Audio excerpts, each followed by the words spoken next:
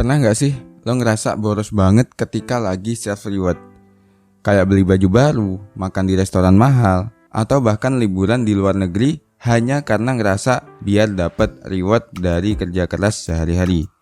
Well, sebenarnya hal ini gak jarang terjadi. Banyak orang yang gampang tergoda buat boros berkedok self reward. Namun, apakah lo sadar bahwa kebiasaan ini bisa bikin keuangan lo makin berantakan? Nah, sebagai orang dewasa, self reward emang penting, tapi gak boleh berlebihan. Self reward seharusnya dilakukan sesuai dengan kemampuan finansial lo dan gak boleh merusak keseimbangan keuangan lo. Banyak orang yang terjebak dalam pola pikir beli barang baru sama dengan dapat reward dan tanpa memperhitungkan efek jangka panjangnya. Nah, buat lo yang sering ngerasa kesulitan untuk mengendalikan keinginan self reward yang berlebihan, lo coba tonton video ini sampai habis. Tapi sebelum itu, gua pengen lo kosongin dulu gelas lo supaya lo bisa dapetin keseluruhan isi dari video ini. Kita semua pasti pengen dihargain atas kerja keras yang udah kita lakuin. Salah satu caranya ya kasih reward buat diri sendiri. Tapi kadang kebiasaan ini bisa bikin masalah, apalagi kalau pengeluarannya udah melebihi kemampuan finansial. Padahal mengatur keuangan itu penting banget buat kelangsungan hidup kita. Nah, sekarang ini kita tahu bahwa boros berkedok self reward itu makin ngetren. Apalagi di era digital yang segala belanja bisa dilakuin online. Banyak orang yang mikir kalau belanja atau keluarin duit gede itu wajar sebagai bentuk reward. Padahal kebiasaan ini bisa bikin duit kita hilang banyak banget, sampai bisa-bisa jadi masalah finansial yang serius di masa depan. Nah, gue tuh pengen ngasih tahu kalau semua tentang pentingnya mengatur keuangan dengan bijak dan ngeluarin duit yang sesuai kemampuan kita. Selain itu, di video ini juga bakal kasih tips-tips buat ngatasin kebiasaan boros yang bisa bikin duit kita jadi makin ludes. Nah, pertama-tama gue mau nanya, kenapa sih kita suka beli barang yang mahal, barang-barang branded? Nah, ada banyak alasan cuy.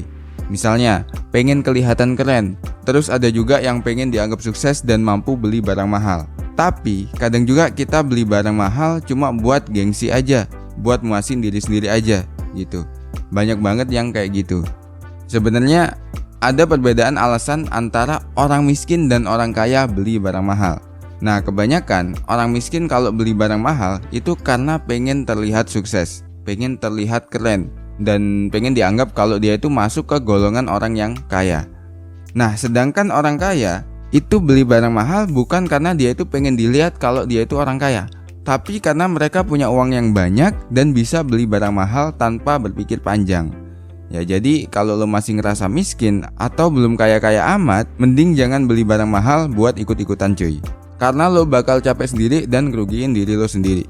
Dan kalau lo tahu ya, sebenarnya beli barang mahal itu cuma bikin lo happy sebentar aja. Setelah itu lo bisa jadi malah stres karena pengeluaran lo yang gak kekontrol.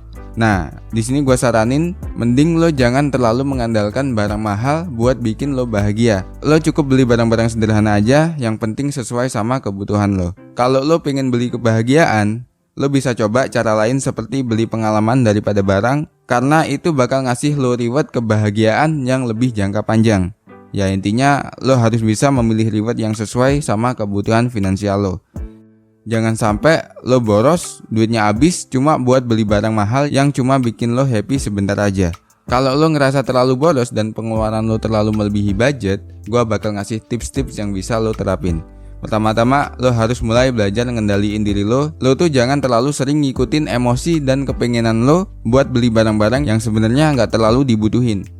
Contohnya, lo mungkin pengen beli sepatu baru, padahal sebenarnya sepatu lama lo masih bisa dipakai. Nah, kalau lo udah bisa mengendalikan diri, lo pasti nggak bakal gampang jadi korban iklan di media sosial. Kedua, lo harus punya prioritas dalam mengatur keuangan lo. Lo tuh harus bisa membedakan antara kebutuhan dan keinginan. Kalau lo punya keinginan, lo harus bisa menentukan mana yang harus lo beli duluan dan mana yang bisa lo beli nanti. Ingat, kebutuhan lo harus selalu diutamakan. Yang terakhir, lo bisa memanfaatkan teknologi dalam mengatur keuangan. Ada banyak banget aplikasi keuangan yang bisa lo download di smartphone lo.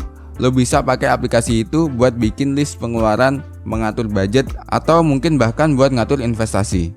Nah, itu dia tips-tips buat ngatasin kebiasaan boros yang mungkin bisa ngerugiin keuangan pribadi lo. Akhir kata, jangan sampai lo itu terjebak dalam lingkaran boros yang bikin hidup lo makin susah. Lo harus bisa bijak ngatur keuangan dan memilih reward yang sesuai kemampuan finansial lo.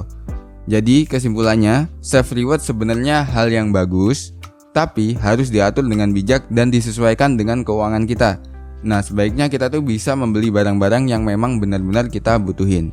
Oke, semoga konten ini bisa bermanfaat untuk lo semua. Jangan lupa like, komen, dan subscribe ya. Dan jangan lupa untuk tetap menjadi gelas kosong, karena gelas kosong membutuhkan isi.